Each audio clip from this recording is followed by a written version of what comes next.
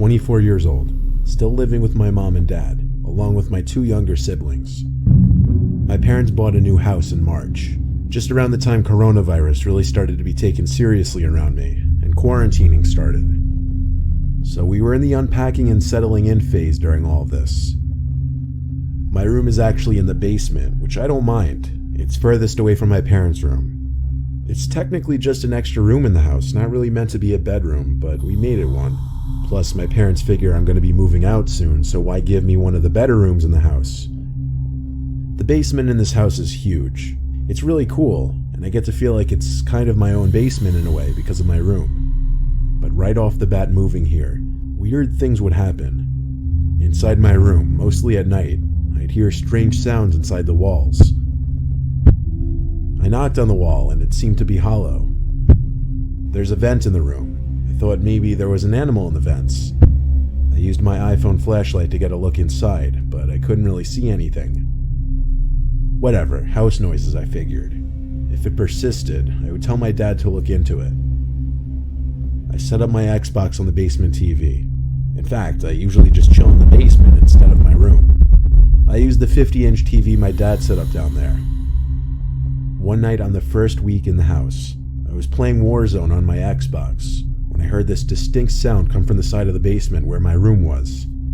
It was muffled by a wall, which led me to believe it came from my room. I went to quickly check inside my room, and it was empty.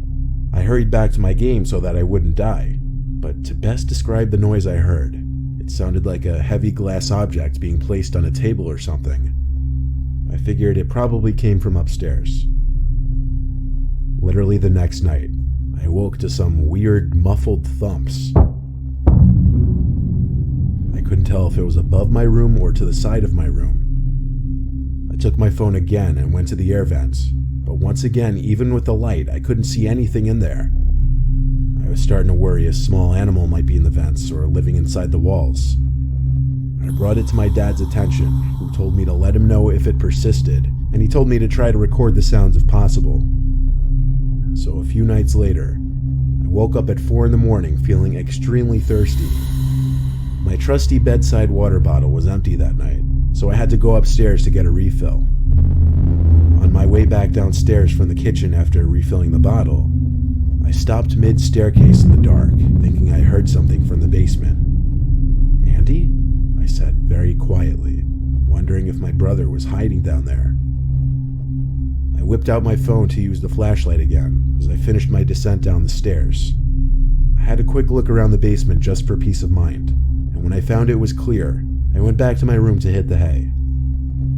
As I placed my water bottle on the ledge above my bed, something in my gut told me to just look at that little vent in the wall one more time. So I shined the light in that direction, and even though it was only for like half a second, I knew what I saw. There was someone looking through the holes in the vent for just a brief moment. I saw their eyes clear as day, but they moved away just as the light revealed them. What did I do? You probably hope I ran to the vent to get a look inside and see who was in there.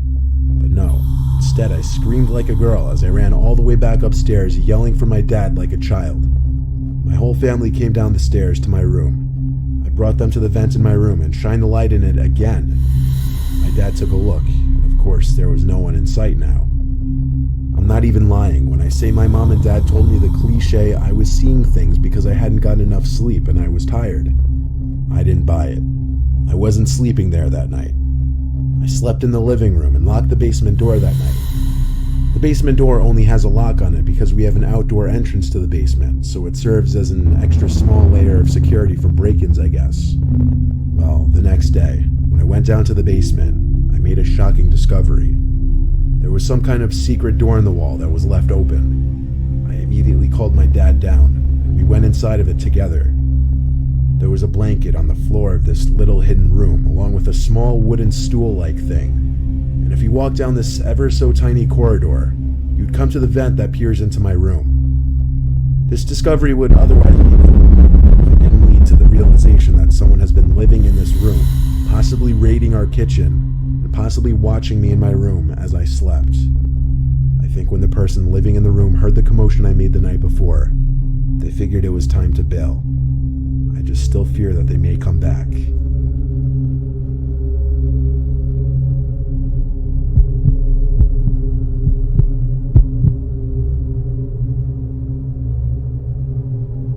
It's April 2020 as I write this, stuck in quarantine.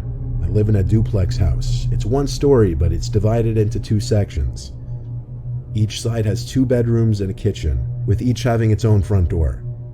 Inside the house, there's a door separating the 2 sections, and it's locked by the other side. The landlord, Jose, lives on the other side, and he has the lock switch on his side of the door.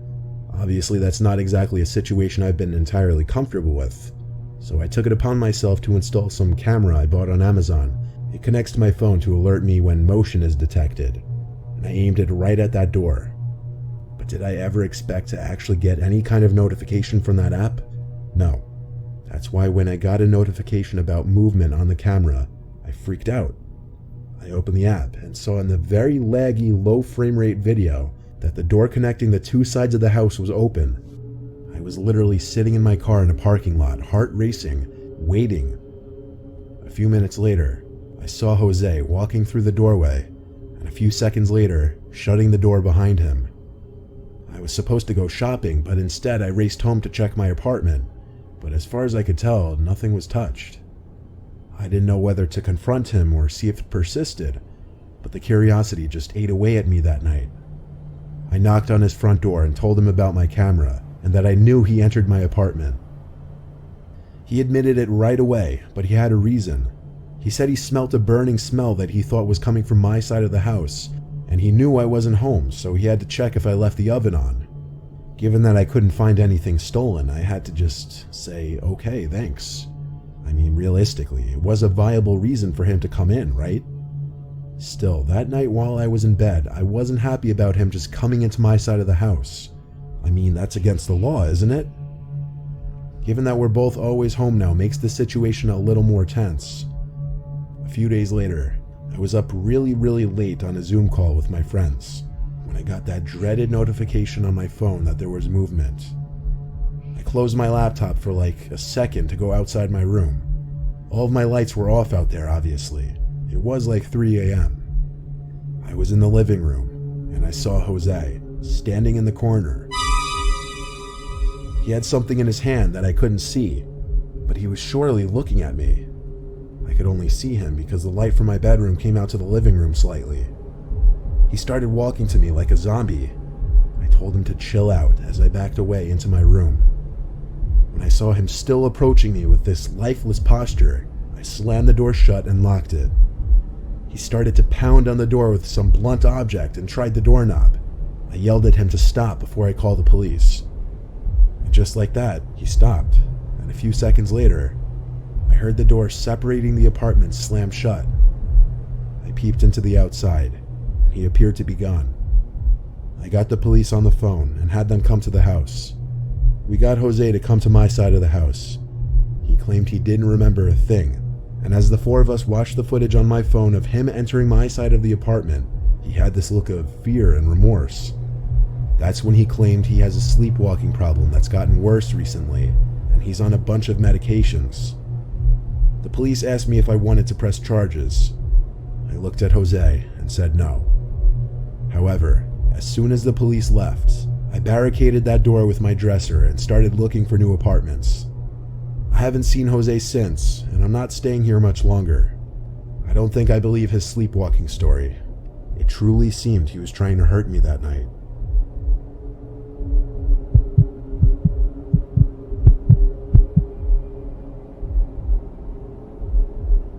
Quarantining and social distancing has had my friends and I going crazy, so to spice things up, we wanted to explore the abandoned farmhouse down the road. It was my friends Luke, Kyle, and I.